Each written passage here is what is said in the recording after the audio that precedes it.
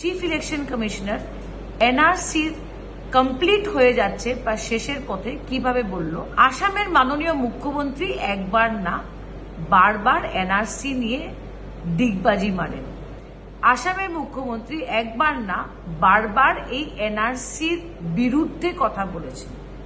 এখন মিথ্যা কথাটা কে বলছে? চিফ ইলেকশন কমিশনার বলছেন না আসামের মুখ্যমন্ত্রী বলছেন? Chief election commissioner BJP double engine সরকারকে আশ্রয় দেওয়ার জন্য এসআইআরটা করছেন না, আর মিথ্যা কথা বলছেন যে এনআরসি প্রায় শেষের পথে, সেটার পরে বা আসামে পরে এসআইআর হবে।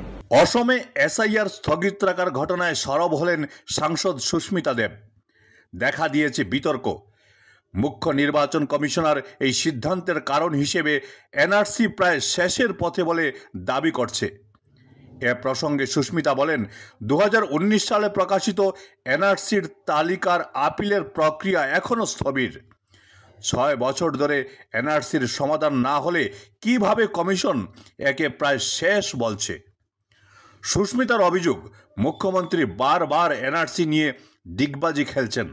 কখনো এনআরসির ভিত্তিতে আধার কার্ড না পাওয়ার কথা বলছেন, আবার কখনো এনআরসিতে নাম থাকলেও নাগরিকত্ব নিয়ে সংশয় প্রকাশ করছেন। সুস্মিতার মতে এসআইআর না হওয়ার পেছনে রয়েছে অন্য কারণ। যদি এসআইআর হয় তবে তা আরেকটা এনআরসির মতো হবে এবং বিজেপি সরকার বিপদে পড়বে। এতে 3,30,00,000 মানুষকে আবার কাগজ দেখাতে হবে, যা অসমে বিদ্রোহের জন্ম দিতে পারে। নির্বাচন কমিশন বিজেপিকে সুরক্ষা দিচ্ছে বলে সুস্মিতার অভিযোগ। 27 অক্টোবরে চিফ ইলেকশন কমিশনার একটা প্রেস মিটের মাধ্যমে জানিয়েছেন যে আসামে special intensive revision of voter list হবে না। কিন্তু আশ্চর্যজনক ঘটনা হলো, এটা কারণ উনি বলছেন যে এনআরসি প্রায় শেষের পথে, তাই বলে আসামে এসআইআর পরে হবে। কিন্তু এনআরসির লিস্টটা অগস্ট মাস 2019-এ বের হয়েছিল, যেখানে 19 লক্ষ মানুষ বাদ গেছিল। তারপরে যারা এনআরসি থেকে বাদ পড়েছেন ওদের 120 দিনের সময় দেওয়ার কথা ছিল অ্যাপিল করার জন্য, কিন্তু এনআরসি প্রসেসটা স্তব্ধ। 6 বছর হয়ে গেল 2025-এ, এনআরসি নিয়ে কোনো সমাধান আজ পর্যন্ত আসামে হয়নি। Chief election commissioner NRC complete হয়ে যাচ্ছে বা শেষের পথে কিভাবে বলল? আসামের মাননীয় মুখ্যমন্ত্রী একবার না বারবার এনআরসি নিয়ে ডিগবাজি মারেন। যখন ওনার সুবিধে হয় উনি এনআরসির ভিত্তিতে বলেন যে এনআরসিতে নাম না থাকলে আধার কার্ড কেউ পাবে না, কিন্তু একবার না বারবার এটাও বলে দিচ্ছেন যে এনআরসিতে নাম থাকলেও যে কেউ নাগরিক, সেটাও কিন্তু সঠিক নয়। আসামের মুখ্যমন্ত্রী একবার না বারবার এই এনআরসির বিরুদ্ধে কথা বলেছেন।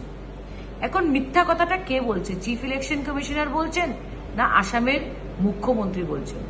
আমি প্রথমেই বলেছিলাম যে এসআইআরটা হলো আরেকটা এনআরসি থ্রু দ্য ব্যাকডোর। আসামে এসআইআর হচ্ছে না, কারণ যদি এসআইআর হয় বিজেপি গভর্নমেন্ট বিপদে পড়ে যাবে, কারণ it is like a NRC. এবং আসামের জনতা যে 3,30,00,000 মানুষ যারা ফর্ম ভরে এনআরসিতে অ্যাপ্লাই করেছিল, ওদেরকে আবার কাগজ দেখাতে হবে। এটা হলে আসামে একটা বিদ্রোহ হতে পারে।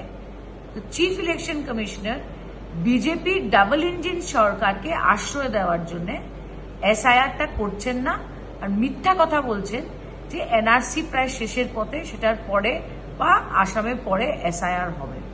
প্রশ্নটা হলো যে এই মিথ্যা কথাটা যে বলছেন চিফ ইলেকশন কমিশনার, কেন বলছে? বিজেপিকে প্রোটেকশন দেওয়ার জন্য।